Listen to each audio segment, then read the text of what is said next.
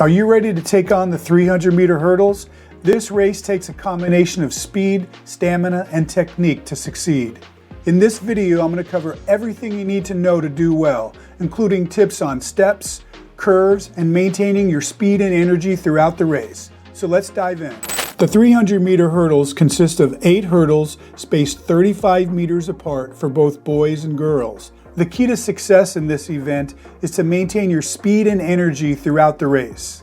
Don't slow down or take stutter steps because it wastes energy and speed. To maintain speed, you need to have a choreographed race plan to reach each hurdle with the proper distance to clear it with your preferred lead leg. Or you can just run fast to each hurdle and clear it with whichever leg shows up. I personally recommend having a combination of both approaches, having a goal for the optimal steps for each hurdle, but being prepared to adjust as needed. Unlike the 100 and 110 meter hurdles, technique in the 300 meter hurdles is not as strict. Even the best hurdlers in the world don't use perfect technique while racing in this event.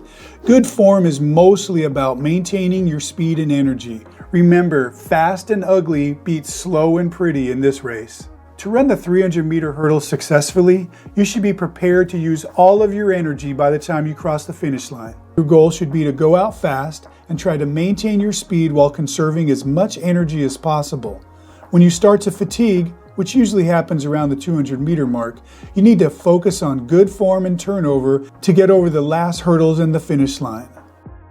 During the race, you'll likely start off with longer strides and fewer steps, but as the race goes on, you'll probably evolve down into shorter steps as you fatigue. That's because your stride will naturally shorten. So know this and be prepared for it. Your stride should be more relaxed and allow for more backside recovery than with short sprinting, which helps conserve energy.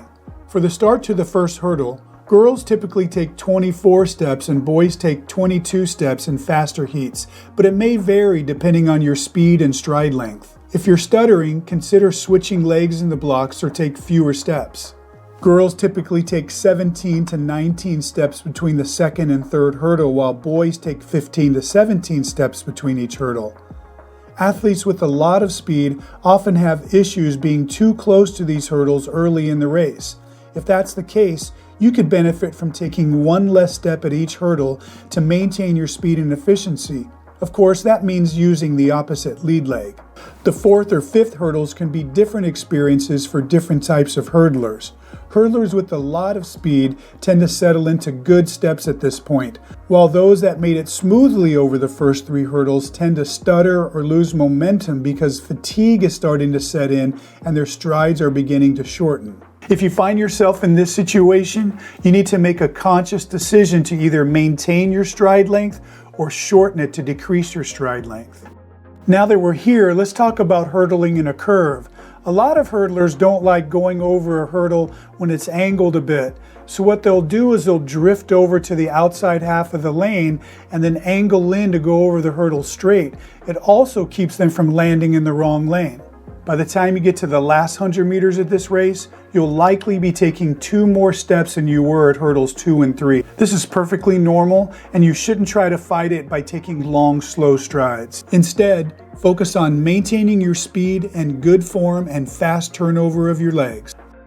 I hope this helped and you can go out and crush your next 300-meter hurdle race. If you'd like to learn more about hurdling or how I can help you, check out my website at acemethodcoaching.com.